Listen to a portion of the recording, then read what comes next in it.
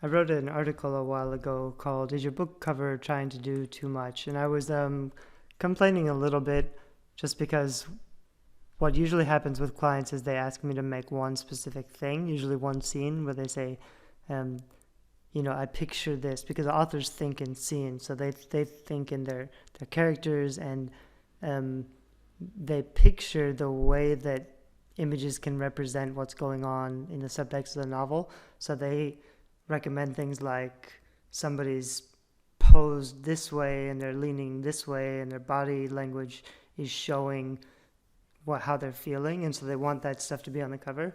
That almost never works. There's many reasons, but the first is mainly just the more you try to put in, the worse it's going to be, and it's much easier to start with a good stock photography image, a powerful one, a beautiful one, and just use it rather than trying to take 10 different images and moving them around. And the thing that authors don't always understand is that as book cover designers, we work with the material that we can find. So we spend a lot of time searching for images that we can use and then blending them together. But finding a model of the right time period, wearing the right clothes, with the right expression and the right body language, in the right position and relationship with other characters, is almost always impossible. So what we can do is find different models with different expressions or heads or clothing or arms, and we can cut and paste them all together. But the more work we do, the harder it is to actually make it look realistic. And it almost is never as strong as a simpler cover. It's good to have characters on cover, but they usually are close up. You can have a full body, but it's usually like one character, full body, with one landscape behind them, but just like a blend. Like the landscape is just to show the setting and the time period, and the fonts and the colors show the genre, and the main character, can show a little bit what kind of book it is. If it's a romance, you'll probably want a girl and a guy on it. Otherwise, you usually want the protagonist on the cover, or the hero.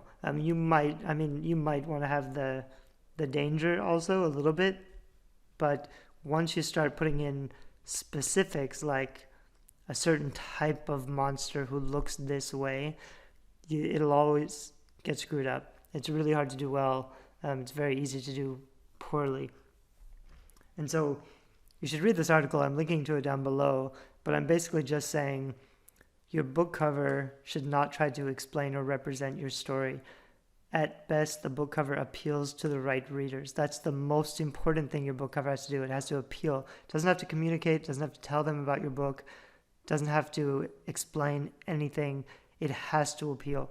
If it doesn't appeal to your right readers, but it does explain or add all the right information, it's a total failure. It doesn't matter if it communicates the right information if it's not appealing to your target readers. So focus on making it appeal first, even if you give up everything else. But if you make it appeal to the right readers, if that's first, you've done it, you can also indicate setting and genre a little bit.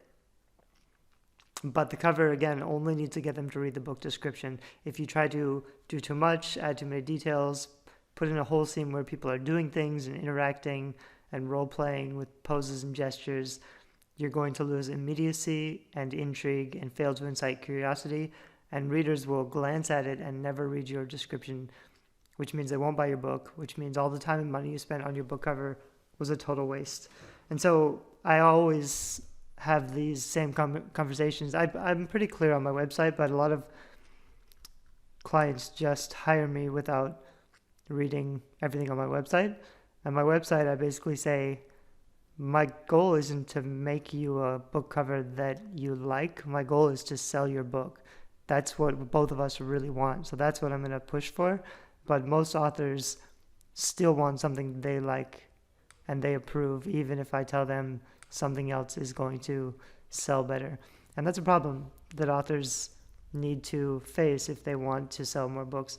Something that I recommend doing is looking at something like lousybookcovers.com, because you'll start to see these are kind of like the base instincts. It's not to make fun of these covers. Some of these covers, on the surface, they don't look that bad. I could see some of my covers appearing on some of these websites But oftentimes it's because the authors told me what to do and they wanted a specific thing and they wouldn't let me convince them not to do it. So a lot of the covers that I've made aren't actually that good. Um, but it's good for you to kind of see the main mistakes that other indie authors are doing. And I mean, I don't really call people out like this, although I would love to. There's lousybookcovers.com. There's also kindlecoverdisasters.com where you find a lot of stuff. And like this one, it's not a terrible book cover. I mean, it kind of works. It's mostly just if you're going to do a man-wolf monster, it's really hard to do those well. And these are almost all, it's too much. Here's the bevel and the drop shadow that I don't like. Here's a really bad Photoshop cropping two scenes together.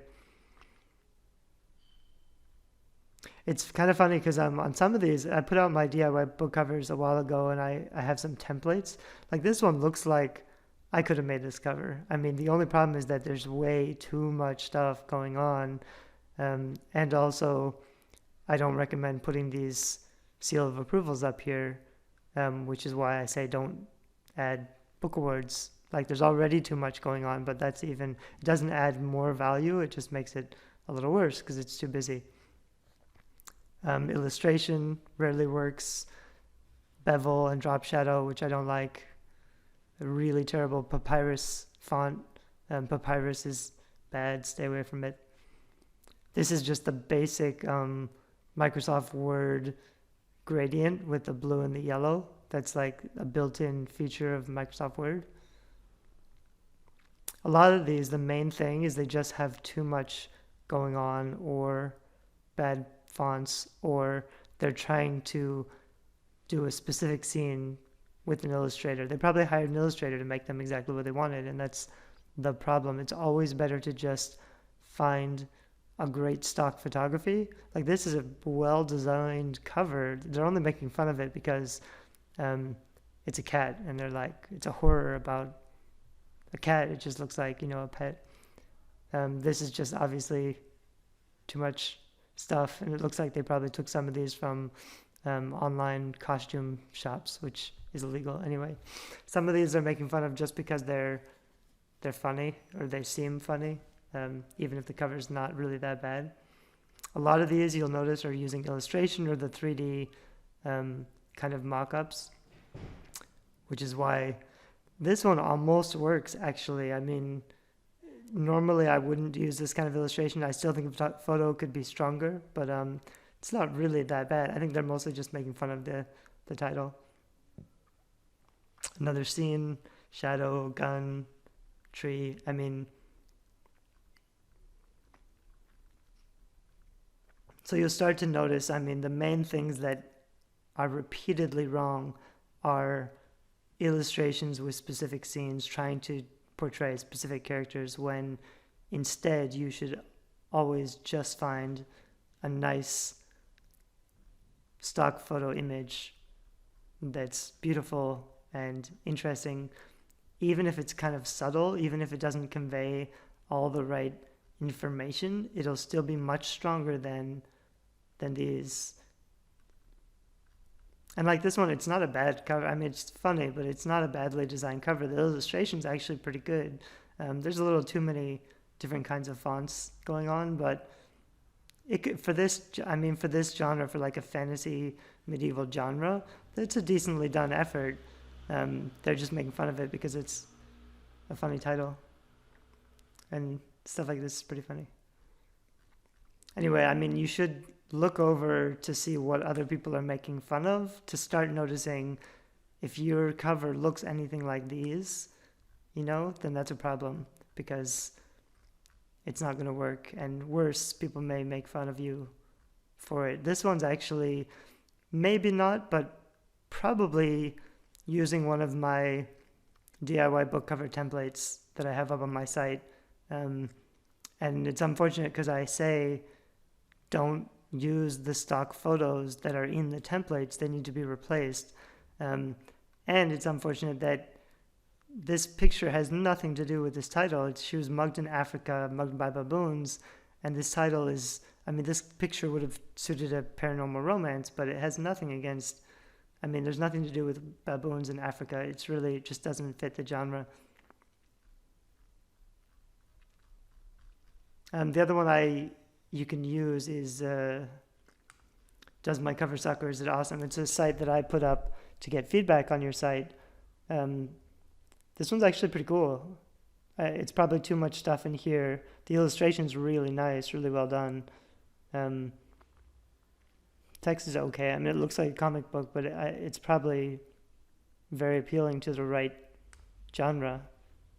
Normally this stuff wouldn't work, it's too much, but for that kind of comic book, this one's good too.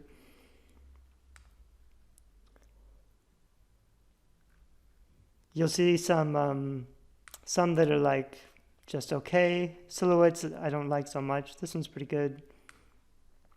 You can kind of tell how they get voted. Anything above a 5 is pretty decent. People tend to rate low on this site. So if you're getting like a 2, that's, it's bad. If it's above a 5, it's probably a pretty good cover and you don't need to worry about it. Even like a 4 is probably good enough. This one's a nice photo. It's not great text. This one's cute. Really nice, powerful, strong photo. Text matches the eyes. I wouldn't have used the little drop shadow, but it's really not a big deal. Altogether, it's strong. I like it. And it's voted. Some of these looks like they haven't been up very long. This one's, I would have edited a lot more. It's a good effort, but I would have, that photo looks too natural, and I would have added a lot more supernatural effects and made it smoother so it doesn't just look like a photo. Golf rules, it's okay. This is one of mine. Like I said, I don't love using silhouettes, but I couldn't find a boy that worked. It's hard to find images of dragons. And so for that reason, if you have a dragon cover, sometimes you need to go with illustration just because there isn't any other options. This one's probably got too much text up there, but I kind of like it. I don't love the, this is Copper Plate Gothic. It's a font that's, for some reason, used very frequently in indie book cover design, but I don't really like it. Anyway, it's another part of doing research. We did research before where we looked at the best-selling book cover design. You should also be doing research looking at really bad examples, and it's hard to do that, but if you use sites like Kindle Cover Disasters or Lousy Book Covers, or you flip through this site to see what's rated, you could just skip the image and see a new one, and that way it'll keep bringing up new images. I like that one. For nonfiction, something really simple almost always works better than something really complex.